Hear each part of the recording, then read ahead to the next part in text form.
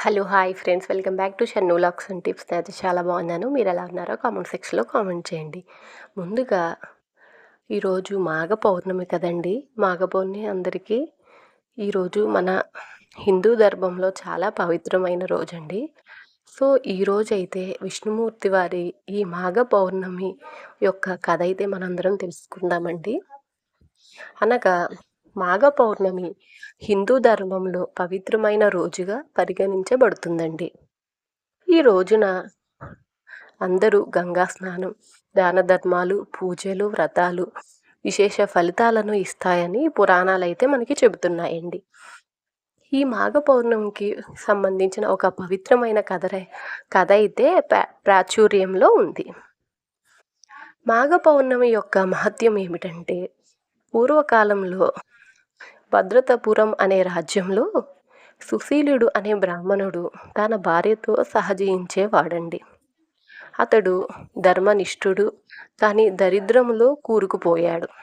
అతని భార్య కూడా భర్తను వదలకుండా సహనంతో ఉండేదండి. ఒక రోజున ఆ బ్రాహ్మణుడు చాలా విచారంగా అడవిలోకి వెళ్ళి భగవంతుణ్ణి ప్రార్థించుకున్నాడండి. అప్పుడు ఒక మహర్షి అతనిపై అనుగ్రహ దృష్టి ఉంచి ఇలా అన్నాడటండి: "ఓ బ్రాహ్మణ, నీవు మాఘమాసంలో పౌర్ణమి రోజున ఉపవాసం చేసి నదీ స్నానం చేసిన తరువాత దేవాలయంలో పూజ చేసి భగవంతునికి నైవేద్యం సమర్పించి భక్తితో నమస్కరిస్తే నీ పాపాలు తొలగిపోతాయి, నీకు ఐశ్వర్యం అనేది లభిస్తుందని" చెప్పాడటండి. ఈ మాటలు విని బ్రాహ్మణుడు అదేవిధంగా మాఘ పౌర్ణిమ నాడు పూజలు చేశాడటండి.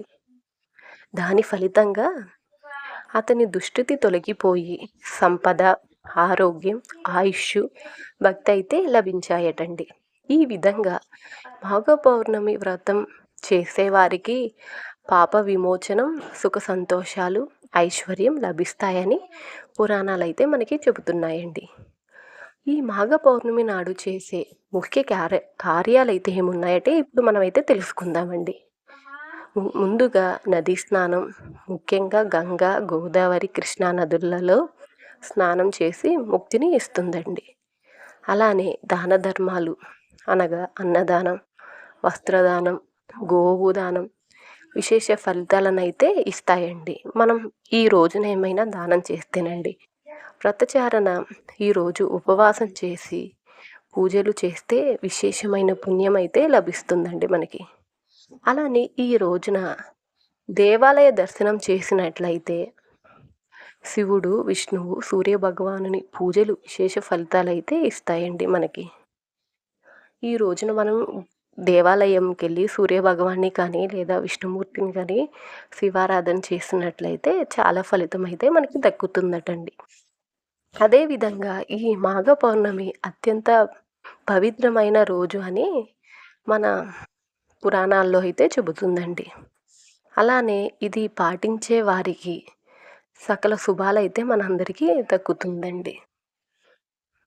సో, ఈ మాఘ పౌర్ణమి అనేది చాలా పవిత్రమైనది కనుక అందరూ భక్తి శ్రద్ధలతో చేసినట్లయితే ఆ స్వామివారి అనుగ్రహం మనకి ఎప్పుడూ మన పైన ఉంటుందండి. అందరూ చెప్పండి. ఓం విష్ణుమూర్తాయే నమః. నమస్తే.